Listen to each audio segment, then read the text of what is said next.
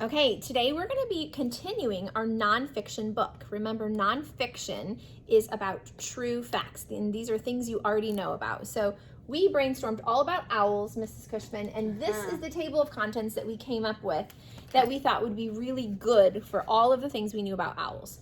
Okay. So what do we want to do with all of these ideas today? Well, I'm thinking we want to put this in an order where we feel like maybe most important to least important, or from like the biggest topic to the smallest topic. Okay. So maybe we want to number them over here. Okay. So these are definitely not in order because Right. I'm not sure parts of an owl is the most important part or the biggest topic. So what do you think is the biggest topic we have? Well, Parts of an owl, hunting for food, types of owls, where they live, nocturnal or owl calls. I was thinking types of owls.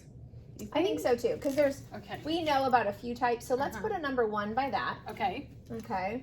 And then if we do types of owls, I think it might make sense to talk about where they live because do each too. kind of owl I is do going to too. live in a different place. Okay. Okay, so what do we think about for our third chapter?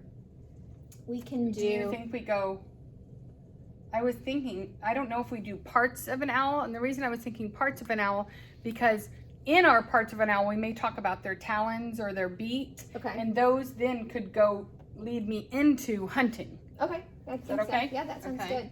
So let's do parts of an owl and then hunting. And then we have owl calls Yeah, and then we have nocturnal. So doesn't matter to me. I'm trying to think. I'm wondering if owl calls would be part of what might go with hunting. Like they might Right. make a noise. I'm not sure. Maybe. So let's go with a Okay. 5 and we'll put nocturnal last because Okay. it's kind of a... Unless nocturnal goes with hunting. I don't know. Well, or I also thought if owl calls goes with types of owls. Oh. We're gonna go with this order. Okay. Okay. We're gonna go with this order, and then our next step would be to maybe rewrite this in our correct order. Okay, so we're going to pause this video. We're going to Okay. rewrite this in order, and then we're going to come back and show you our new order and what to do next.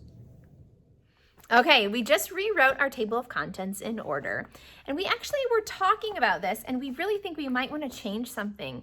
So we feel like types of owls is a really big topic, and we'd like to narrow in and only do one. So we're going to change this. We're going to cross out types of an owl, and we're going to put great horned owls because that's the one kind we want. So here's my notebook. Here was my brainstorming where I numbered them. Here's where I have renumbered them in order, and you can see I've crossed this out and I put great horned. So that's okay. Writers make changes as they're going, and we just made a change, and we're fine with it. Okay. So what we're going to do now is erase this, and we're going to write a chapter about the great horned owl. Okay. So So I'm gonna leave the Great Horned Owl is gonna be the title of my chapter. Yep. We already have all of this written down, so we know our order. Yep. And So what I'm doing here in my notebook as Mrs. Cushman gets that set up is here's my table of contents page. This is where I just rewrote. I'm just going to turn the page and I'm going to put a number 1 here and I'm writing Great Horned Owl. And so now I want to tell a little bit about a Great Horned Owl. chapter 1. Okay. Okay. Here we go. So when we're thinking of our Great Horned Owl, how do we want to start? We want to. Well, I think the Great Horned Owl is one of the biggest owls. It is. And it lives in Indiana. Okay. So I think that's Those are two things that I know about a Great Horned Owl. So a Great Horned Owl is one of the largest owls. Mm-hmm. Do we say, and it is found in Indiana, or and it lives in it? And What do you think? And it can be found in Yes. Indiana?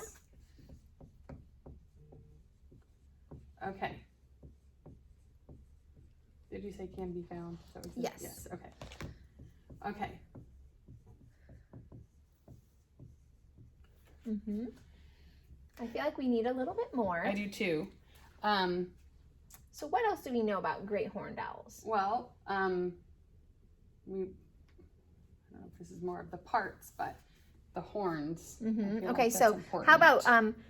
how about they're known or you can tell a great horned owl when you see it because of the horns.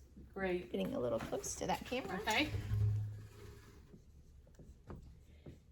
I think the horns or feathers that stick up on its head distinguish it from other owls. So I think this is a really good place to mention that. You can tell a great horned owl because